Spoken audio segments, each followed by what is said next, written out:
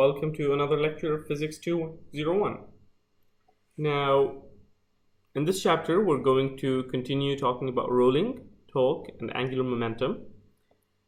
In the previous lecture, we started describing what a rolling motion is and how it may affect equations of motion, energy, and so on and so forth. And today we are going to continue doing that.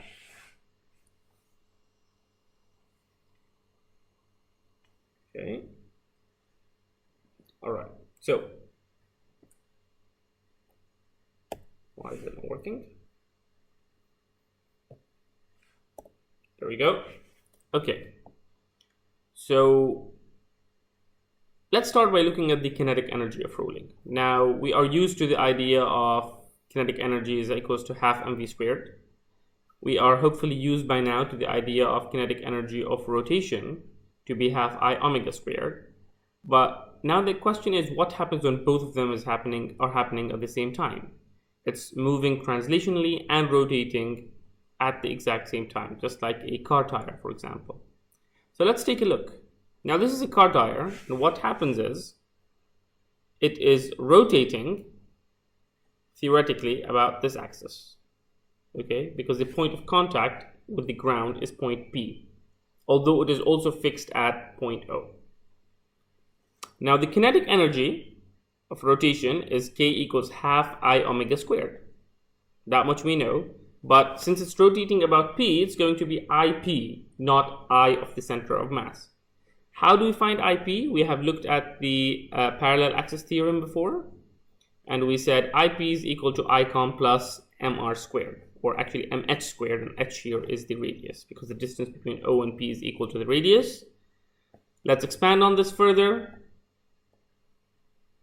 Well, that's just that. Omega squared, well, we know we expand the equation, we multiply each term by the other one, and we get half ICOM omega squared plus half mr squared omega squared. And this is very interesting because it clearly delineates the two types of kinetic energy. We know Vcom is equal to omega r, so we can now rewrite it as half ICOM omega squared plus half mvcom squared. So basically what we're saying is that a rolling object has two types of kinetic energy: rotational, half ICOM omega squared, and a translational energy, which is half mv squared. So at the end of the day, we didn't really invent anything new. We are simply summing up what we have already been doing.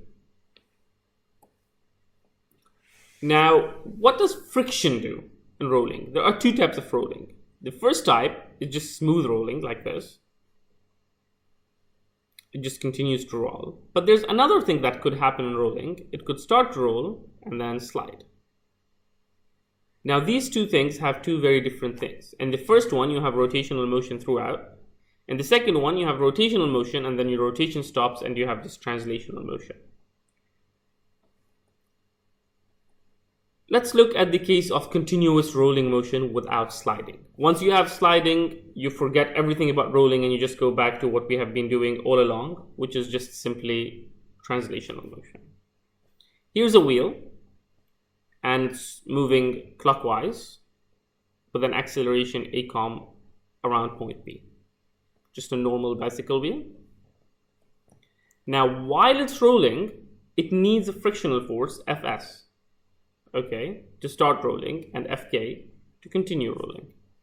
Now, that point needs to be analyzed. What we know is during a smooth rolling motion, so while the rolling is ongoing, ACOM is equal to alpha r, right? So let's take an example of a ball rolling down a ramp, angle theta. Let's draw out the entire problem. Fs backwards, you have Fg down, Fn up. You take your Fg and do the x and y axes, so you have Fg cosine theta and Fg sine theta, and then this is your entire problem laid out right in front of you.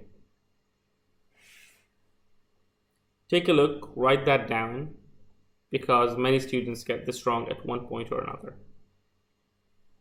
It's very important to note that since this is now a circle with rotation, we have put Fg working through the center of the circle, not through the contact point with the ramp as we used to do with only translational motion. And the reason for that will become apparent in a bit. Okay, so the location of the forces in a drawing need to be correctly drawn in order not to make mistakes in the future. So same thing, just redrawn a bit nicer. And what we know is Fnet equals MA, right? Fnet x equals MAX, simple. Let's write that down. Fnet x is Fs in the up direction minus mg sine theta is equal to MA com. So far so good. Now there's something else happening. Up until now, this is only translational, right? But what happens to the rotation? The rotation also needs equations, right? So rotation, we said instead of force, we have torque. And just like we have Fnet equals MA, we say torque net equals IA. Okay, I alpha. And now let's write that down. We know torque equals R perpendicular F, which is the same as, in this case, RFS. So let's write down. Now some of you might start to wonder, okay, what about Fg and Fn? Those are also forces. Why are we not taking them into consideration? Well, we're taking mg sine theta into consideration and the Fnet x. We don't take the Fg cosine theta into consideration because that's already taken into the Fs through the Fn force. Okay, but what about torque? We're only saying RFS, nothing else, not even gravity. Why? Here comes the important point about drawings. Now, if you notice, when we're talking about the torque, we need to look at the center of rotation. Remember, it's R cross F, and R is the distance from your center of rotation. Your Fg and your Fn are acting through the center of rotation, which means your R is 0. So if you write them down, you will end up with them going to 0 anyway. So anything going through the center is not taken into consideration, which means RFS equals ICOM alpha. We now have a full set of equations. We can expand on it. We know ACOM equals alpha R from before because it's a continuous rolling, and we put that in. We end up with this. Fs equals minus ICOM ACOM over R squared. Now we can rearrange this whole thing to get ACOM, and we put it back into the first equation, and we end up with ACOM equals minus g sine theta over 1 plus ICOM over mr squared. Now, if it's not a sphere, if it's a cylinder, if it's a disk, if it's some other object, your I would change. So you would have some changes in the ICOM, but general formula still remains the same. I'll keep this on the screen for a couple of seconds. You can copy it, and you can do it on your own as an exercise to prove that this is what exactly happens. Okay. We have a sample problem in your book, which is exactly that. And I'm actually going to try and get it up here. Here we go.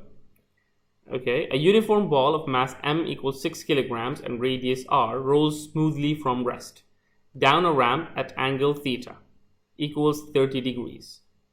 The ball descends a vertical height h of 1.2 meters to reach the bottom of the ramp. What is its speed at the bottom?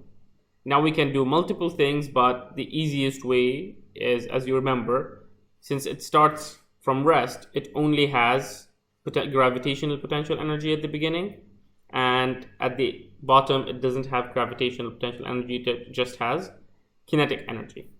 So if we equate those, we can find the speed at the bottom.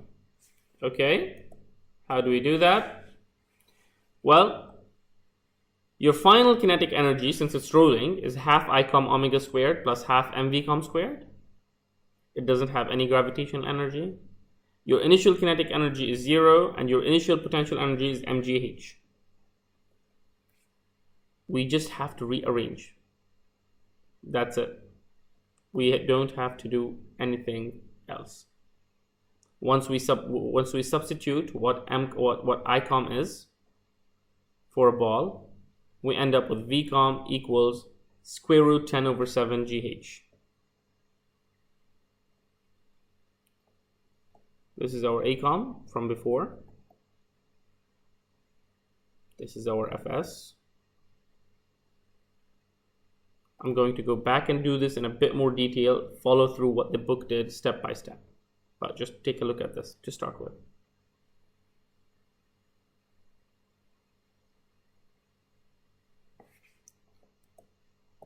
Okay, so let's follow what the book did. It starts with, let me do this. It starts with Kf plus Uf equals Ki plus Ui, which is exactly what we did.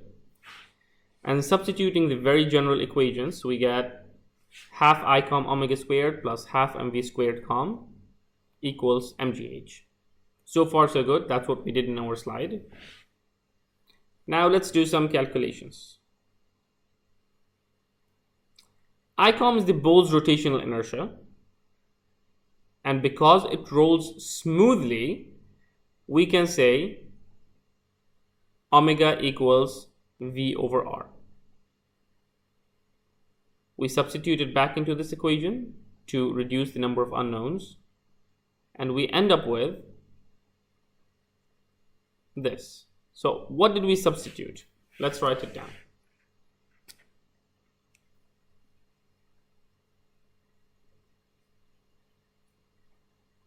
I'm writing it on a piece of paper, and then I'm going to write it on a board.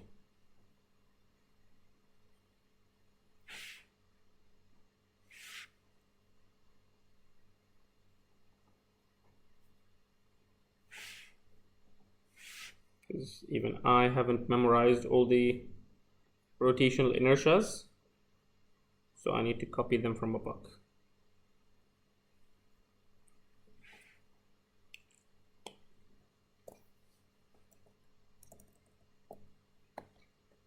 Here we go. So now I need to actually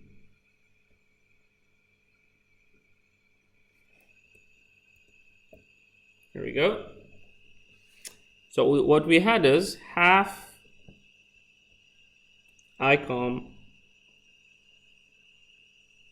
omega squared plus half mv com squared plus 0 equals 0 plus mgh. We also know our basic equations, that V equals omega R, and I com for a sphere, which is what a ball is 2 over 5 mr squared. Now this is all we need. Now we substitute. We get half 2 over 5 mr squared. I will substitute omega with this. So since it's omega squared, I will have V squared over R squared plus half mv com squared equals mgh. Now m's cancel out. This 2 with 2 cancels out. This r squared with this r squared cancels out. And what we end up with is having v squared over 5 plus v squared over 2 equals gh. If we take a common denominator, it will give us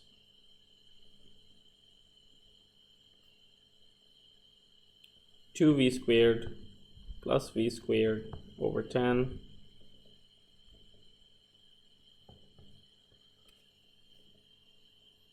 equals GH, right? Nope, sorry, this would be 5v squared. So we get 7v squared over 10 equals GH, which says v squared equals 10 over 7 GH. V is equal to the square root of that. Okay. It's a long process, but it's fairly easy and straightforward. There are no complications or hidden variables here. It's just simple substitution, and you get the ICOMs ready. So just like I just did, we just put in the numbers.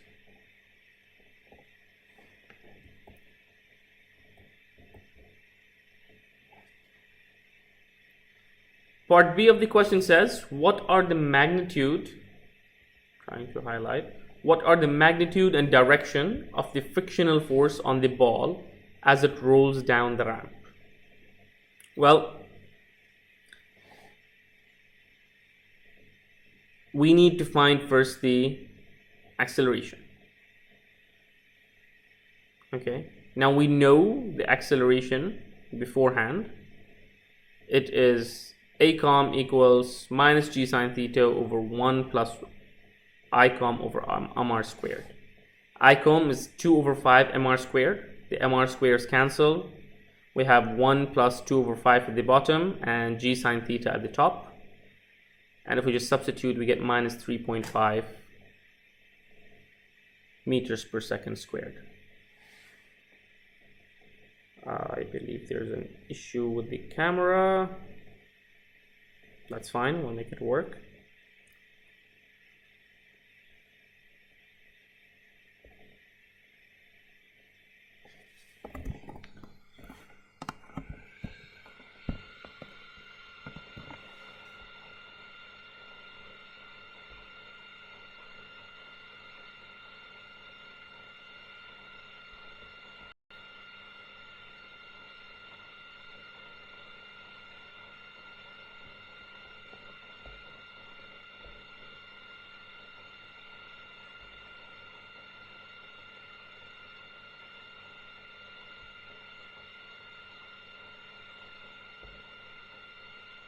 Okay, here we go.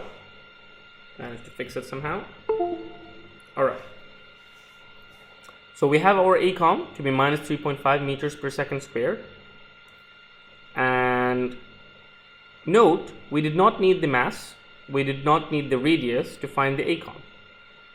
Any ball with any uniform mass would have the exact same smooth rolling acceleration if the angle is 30 degrees. All we needed is the angle. That's it. Okay. Now we can solve equation 11.9. Fs equals minus ICOM A over R squared. Again, ICOM we get it from the book, 2 over 5 mr squared per ball. A we just found it to be minus 3.5, and the R squares cancel out. And we get 8.4 newtons, which is quite a tiny force. Okay. Moving forward.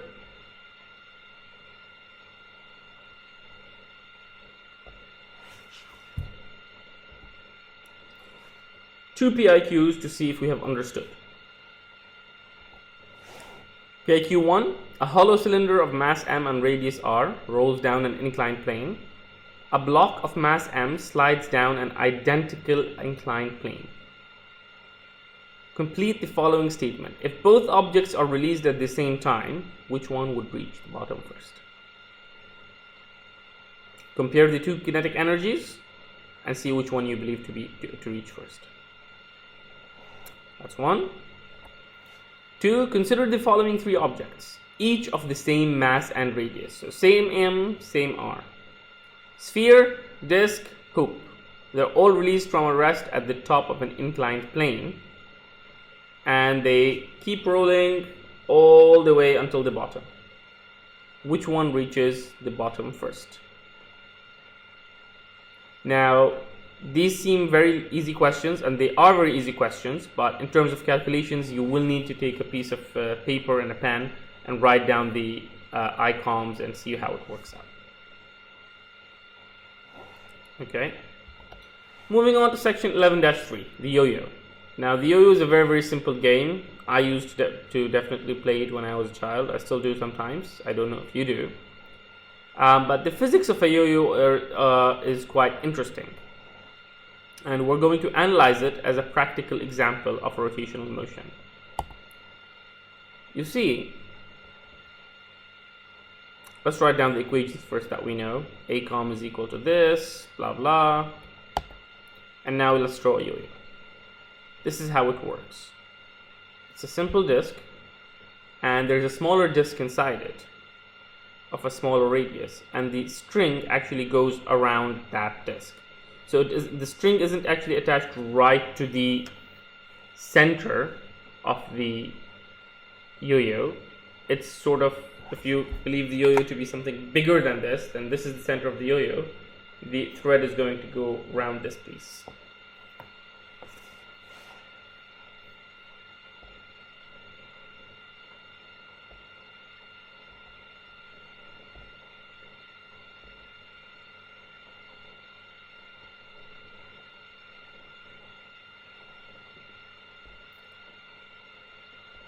Okay. Now let's draw a free body diagram. The only piece of interest here is the smaller disk, not the larger one.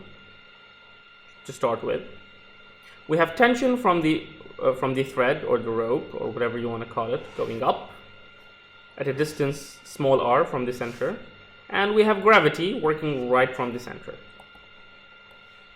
Now,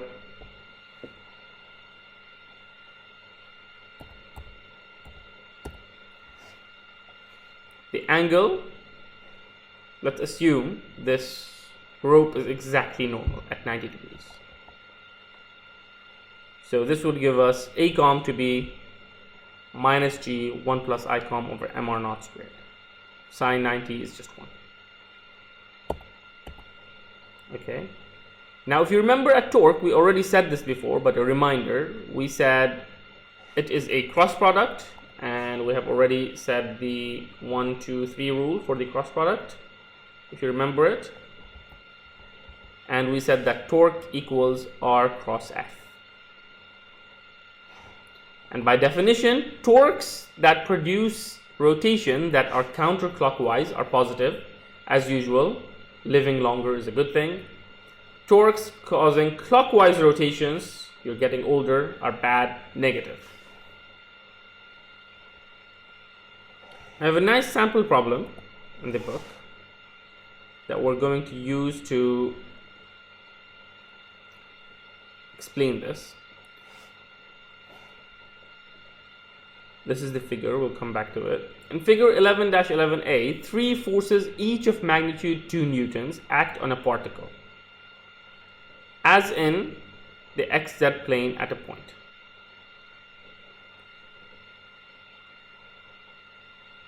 I read that wrong, sorry. The particle is in the xz plane at a point A given by the position vector r, where r is equal to 3 meters and theta is equal to 30 degrees. What is the torque about the origin due to each force? You have 3 forces, each of magnitude 2 newtons, as per this. I have produced a bigger version here. Okay. So you have F1 going towards the z-axis, F2 going towards the x-axis, and F3 going in the minus y-axis. Well, let's look at the xz plane. Okay. In the xz plane, we have the F1 force. These are the angles on it. And torque equals R cross F, RF sine theta. And that gives us, simple substitution will give us 3 Newton meters.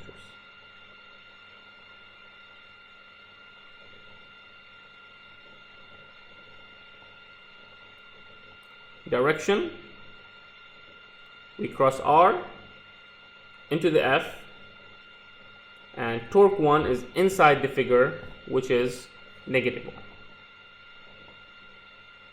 Okay, let's look at the second force.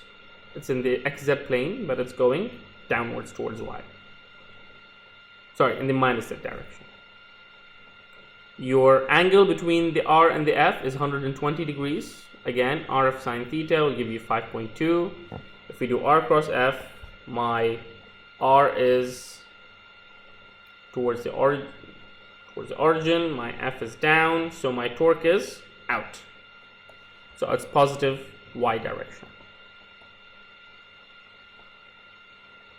Thirdly, we take a look at the last force, and it's actually into the page in the minus Y direction.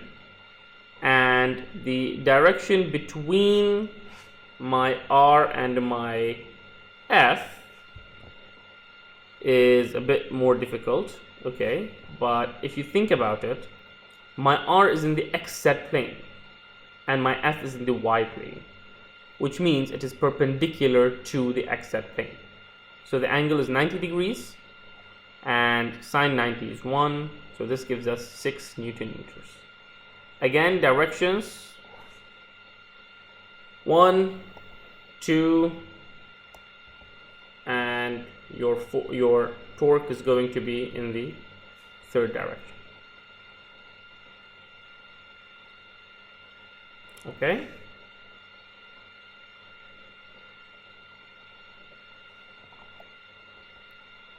Here are the 3 torques overall.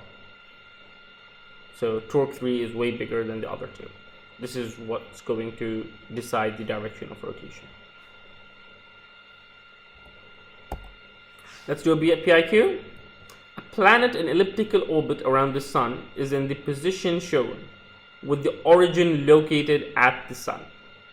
The vector torque on the planet is what? 0, along the positive z-axis, in the xy plane, or is it none of these?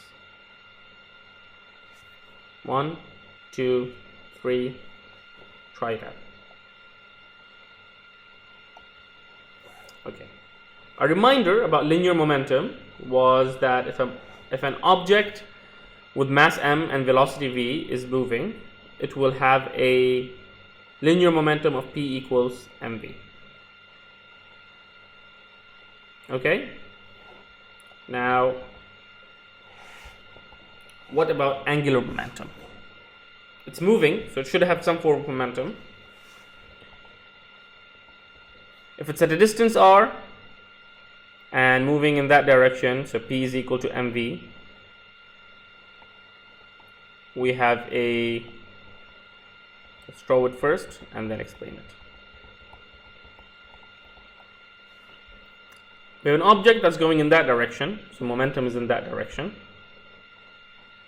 It's a distance r from the center of rotation, and our moment arm is at an angle phi.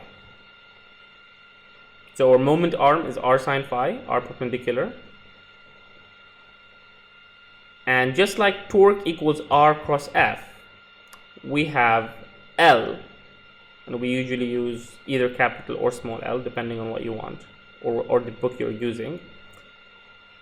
Angular momentum equals r cross linear momentum, just like torque was r cross linear force. Okay, so torque equals r cross F, L equals r cross P.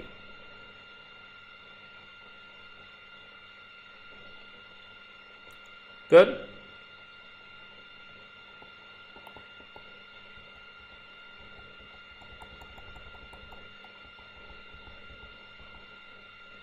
What about its magnitude? Well, L equals Rp sine theta, which is Rmv sine theta, and it's a vector quantity. Let's write it down as a vector. L equals R cross P, which means R cross Mv. M is just a constant, we can take it out, so M R cross V. What is R cross V? just r cross v. It doesn't have a translation so far. Okay. So its direction is going to be perpendicular.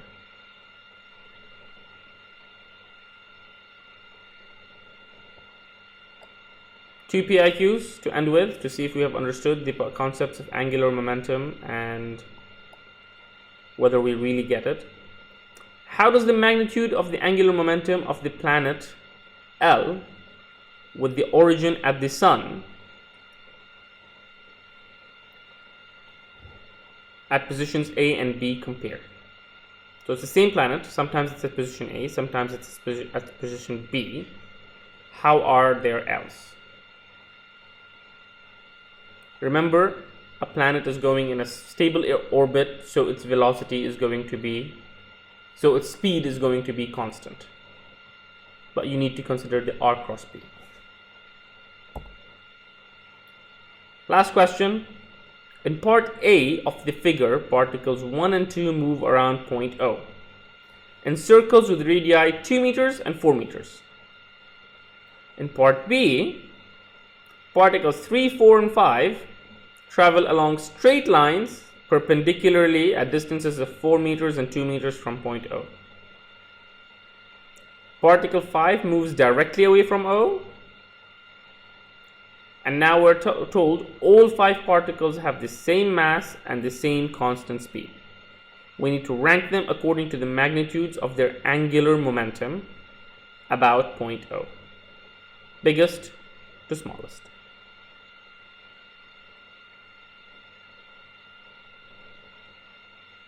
I'll leave that as an exercise to you. As usual, the PIQs are going to be released and then you'll get the answers as well. Okay, that's it for today. It's not the easiest of lectures. Quite a few new concepts, a lot of equations to be done. Okay, they're not complicated equations, but to practice them, to master them, you need to practice them. And to do that, you need to keep doing them over and over and over again. Okay, I hope that was useful, and until next time.